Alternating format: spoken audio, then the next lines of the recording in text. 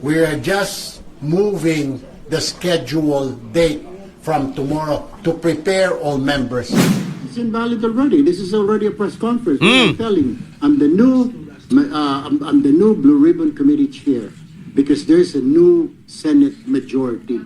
Yung sinasabi po nila sila Senator Marcoleta, hindi na po sila majority, nasa minority. They only have 10. Na kung gusto mo pumunta ng mga Marines, magmerienda, pamerienda.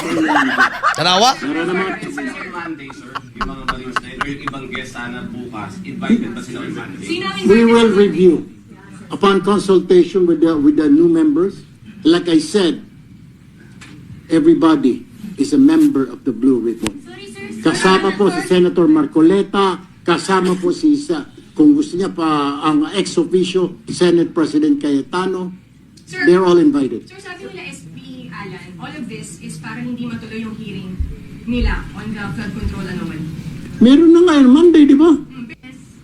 Kasi it's invalid already. This is already... Okay, ipakisumbay ko sa ikaduhang video ka. XFM There will be a Blue Ribbon Committee hearing on Monday.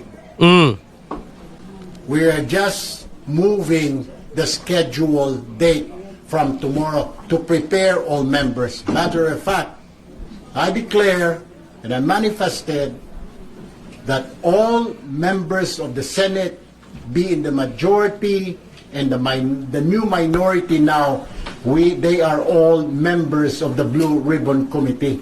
Para wala pong masabi na ika nga may hocus-pocus. Now, pertaining to those invited resource persons, hindi po ako sangayon because we have to review these people. May sasabihin po ba talaga?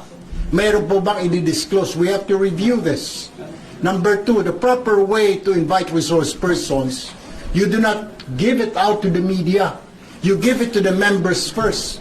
Ang nangyari po kanina, yung lista na sinasabi nila invited sa Blue Ribbon, hindi po dumaan sa tamang process. It should have been given first to the members para kung may idadagdag, may papabawas doon, sabihin hindi, wala ito. The members should have been consulted. Kaya, you have to give me time until Monday next week kung sino po at yung oras po at exactly 9 a.m. on Monday, there will be a Blue Ribbon Committee hearing. Thank you. Bullseye. Alright. Bullseye. Alas 8:03 na may galang Dagnas Buntag. Kining oras sa atot ganinyo magaygala sa DM's Car Rental Tagum. Gusto mo diag sakyanan, mululing hayaw mo kay gikapoy mo aning kagubot. Pangitaan nyo sa Facebook, DM's, Delta Mama, DM's. Rent a car, Tagum, rent a car, Tagum. Ang ilang opisina, naradres may Pioneer Avenue, no, sakop sa Mangkilam, dias kanto sa Cristo Rey, na nakabutang dia, DM's, mga kaigsuunan, no? Barato ra, unya, di gyud kay bilins dalan ang ilang mga sakyanan.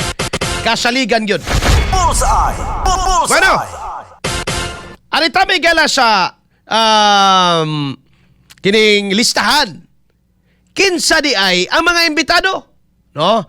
Kinsa ni mga imbitado mga katropa? Una, kadali lang kay nagloading pa. Ato siyang ipaload. Number 1, former Speaker Ferdinand Martin Romualdez. Imbitado number 1. Imbitado number 2, Attorney Libby Baligod. Kani si Attorney Libby Baligod mga igala, uban ang kuan ani, mga 18 ka Marines. Si Bernard Tube, Rusbert Waupan, Benny Bolotante, Johnny Buduan, Rodante Orbilio, Rene Boy Julian, Christopher Esquivel, George Villalon, Romeo Romel Ububares, muna 18 Marines, Hil Nabidad, Anselmo Taberdo, Joel Cadyao, Romel Galapon, Cecilio Laroder, Bernard Gumban, Crisani Dado, Fidel Corpus, ug Walter Manalansan. Na 18 Camarines.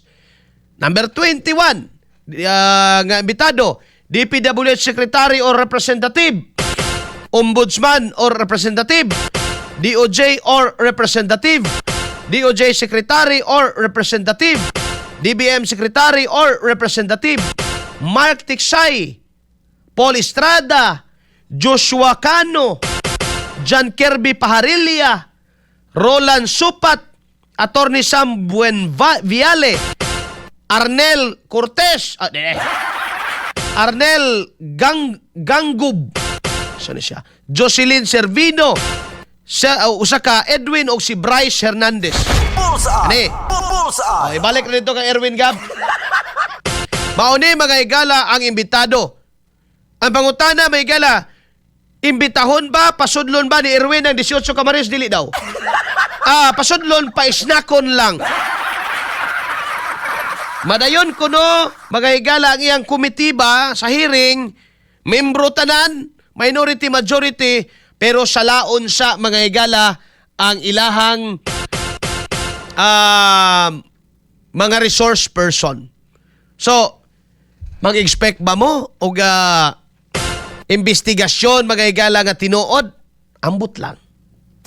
Bullseye. Bullseye. Ato sang atangan karong adlaw, gumikan kay tanaw na to kung nabagyo Blue Ribbon hearing o investigation karong adlaw, di ba ka ni maggubot ni Senado, atangan ta na alas 10 mga higalas buntag. Bullseye. Bullseye. Ato na mga higalataga bagtagad, halag mga pagaw ta diri. Ato nang pasadahan karon. No. Kini mga higalang nasangpit nga mga kaguliyang sa atong nasod nakaapekto na. Dili lang mga higala sa nasod nun nga level but down to paingon na sa ato diri sa Mindanao. Bullseye. Bullseye.